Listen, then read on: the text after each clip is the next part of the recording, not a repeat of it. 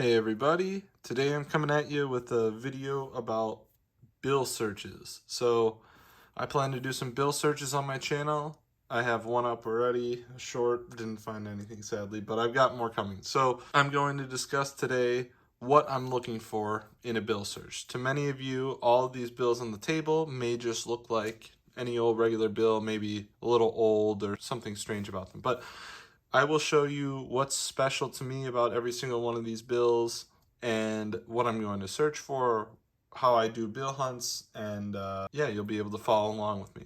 All right, so let's start off with the simplest bills to look through. So you've got, doesn't seem like anything special off the bat, but this is what's called a star note. So a normal bill, like this one over here, would have a letter at the end of the serial number. These bills, on the other hand, have a star. It has something to do with somewhere during the printing process there was an error. I believe the bill had to be destroyed, and then the replacement bill has a star instead of a letter. So if I were to give these a rating, I'd probably say it's probably a little harder than 1 in 100, maybe 1 in 200 to find these. Kind of depends on what day you're looking, what type of bills you're looking through, and who knows, so many factors, but that's around how hard it is to find one of these. And there are different levels of rarity. I use My Currency Collection to look at the rarity of different star notes. They will tell you the print run and some other information that basically tell you how rare each bill is. And a little disclaimer to start off, I don't really know all the values of these bills exactly, so I'm going to just kind of talk in general terms. The easiest way to look up the values on a specific bill, if you find it, is going on eBay and looking for sold listings and seeing how much people paid for similar bills. That's the easiest way I do it, and I don't have all these memorized, so all these have some sort of value, possibly more than face value, I would think, but might not be worth anything to most collectors. So this specific one isn't super rare, but one thing I did notice is, see how the star is kind of centered with this 9 over here? This one is really up high, so I think there was a bit of a printing error on that. Don't think that adds any value, but I put it in a little sleeve to protect it. So kind of interesting, kind of crappy condition. So first thing you're looking for here is a star, and then you want to look at the condition. This is not very good. There's a lot of folds, there's staining. So sadly, this one's been through the ringer quite a bit. So on to the next one. Here I have a $20 star note. Same concept, just a $20 bill. I believe every single bill has star note runs, so you can find them in any sort of bill. Dollar bills are probably the most popular to look through. So this one, nothing ultra special about this one either. Not a super rare. I think it's probably the least rare print run size. There's a scale, a sliding scale on the website, My Currency Collection. I'll have a link in the description. Yeah, it's not very rare in terms of that. However, another reason I have this in a little slide is because, see between those two zeros right there, there's a ton of space compared to the rest. So I think that was also a little off. So this side, totally fine. This one, that's enough to notice, but probably doesn't add any value, but who knows? Could be worth a little extra to the right person. And lastly, there is my $100 star note that I have here. I have a few of these. I've got this one in a sleeve.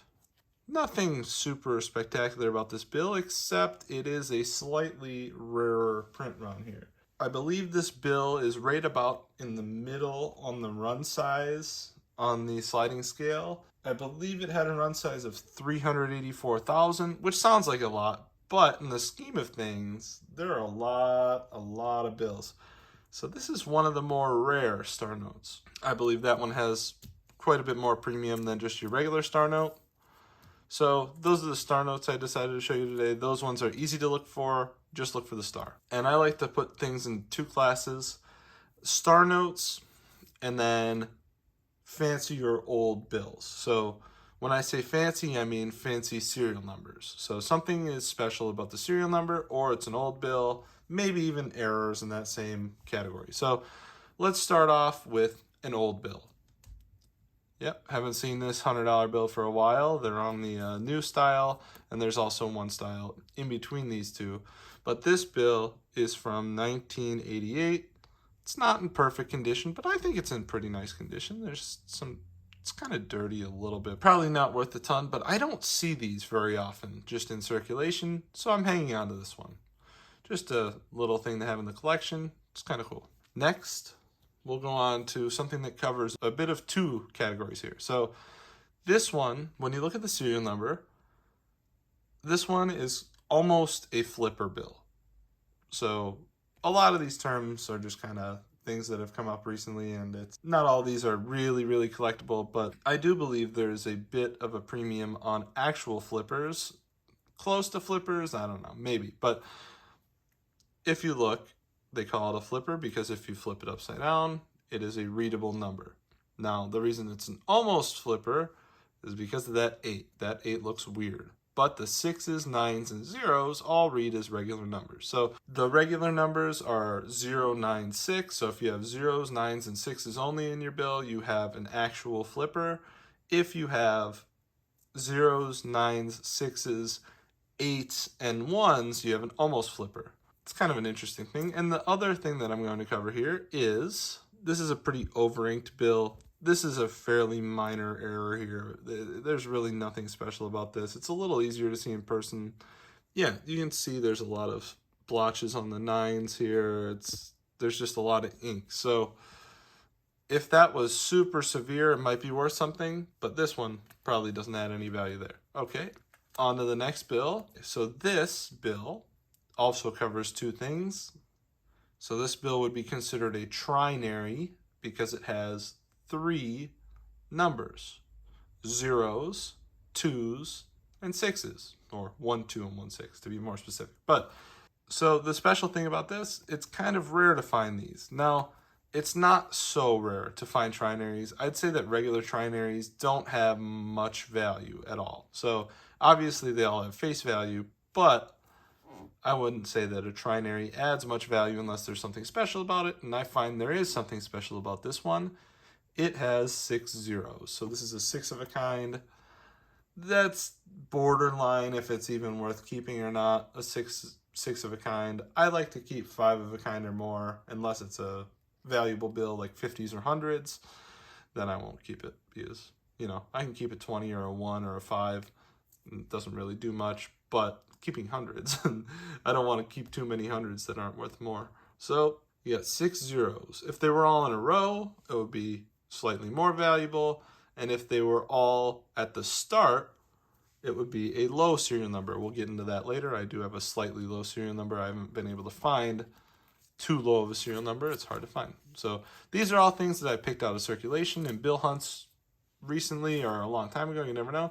This is one of my more interesting bills. I'm surprised I ever found one of these in my time of doing this, and it is a repeater. So you look at the serial number, it's 9507, 9507. So the first 4 digits are the same as the second 4 digits. There's also something called a super repeater. So on this bill, it would be 9595, 9595, or any 2 repeating digits throughout. So if the first 2 digits could be copy and pasted 4 times, that's basically what a super repeater would be. I'm going to mention one other bill here that I don't have in my collection here, and it's a binary. So binaries are where the whole serial number is only made up of 2 numbers. So that could be any 2 numbers in any real order. There's that. And also solids. So if all these were 9s or 1s or 0, or well, it can't be 0s, but 9s, 1s, 2s, 3s, you know, you get my point. So if all 8 numbers were 1 number, so that would be a solid. Those are quite valuable. There's obviously not very many of them. On to the next bill. This one is an old bill. It's from 1957. I found this a while ago in circulation. It would have been pretty tough to find nowadays. I don't really find them.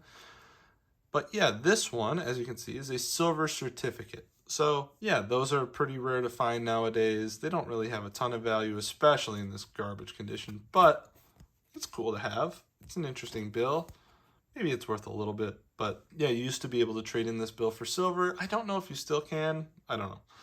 Ask the Federal Reserve. So also on the same note of old special bills, there are web notes. So a web note was an experimental printing press run, and it was only in 1988, 1993, and 1995. So if you find any of those $1 bills made in 1988, 1993, or 1995, you have to check for the printing press number, I believe it is, on the back of the note, and there's a certain spot. One spot means that you have a web note, which is fairly valuable, and one spot means that you do not have a web note, which is, I don't believe there's any added value unless there's something else special. So, yep, that was my silver certificate that I have. Now on to a low serial number. This is not a very low serial number. This is one of the first 5,000 bills printed in that run because there are 4 zeros and the last 4 numbers are below 5,000. So this would be even more valuable if it was within the first, let's say, 1,000. You know, it would be 5 zeros and then 999 or less. And then the more zeros you have in front, the more valuable it could be. This is right on the borderline, but I like to collect starting here or rarer than this. So that's just the way I do it. I like to be able to have finds in almost every hunt. Doesn't always work out, but it's a little boring if you're not finding stuff and pulling it out of circulation. So, yep, that's that. And lastly, we have a birthday note. So this is a birthday note. It's also a date note. I call it a birthday note because it's within a reasonable amount of time where someone alive could have this birthday. So this would be August 21st, 1998. Pretty self-explanatory. Since there's 8 digits in the United States date format, you can have a date on your serial number. So this would be valuable to someone that has that birthday, or if that's a special day for someone or whatever. So there is a bit of added value there, but not always. I found some where it was a date note, but it was either a really old date or in the future. And if there's nothing special about it, there's really no reason to hang on to those. Also, one thing I do off and on is I will look at both serial numbers and both sets of letters and look for mismatches. So since the bill is supposed to have 2 identical serial numbers, every once in a great while there is a mismatch, and it probably doesn't get caught super often because who is staring at every single number here, every single letter, and checking back and forth? Not that many people.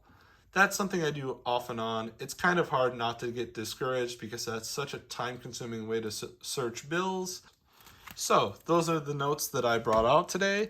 Now for a little conversation on how I will be doing my bill hunts. So I plan to do bill hunts fairly often on this channel. That will be fun. If you guys like it, let me know. If you don't like it, let me know. It's just a hobby of mine. I really like it. I'd be doing it either way.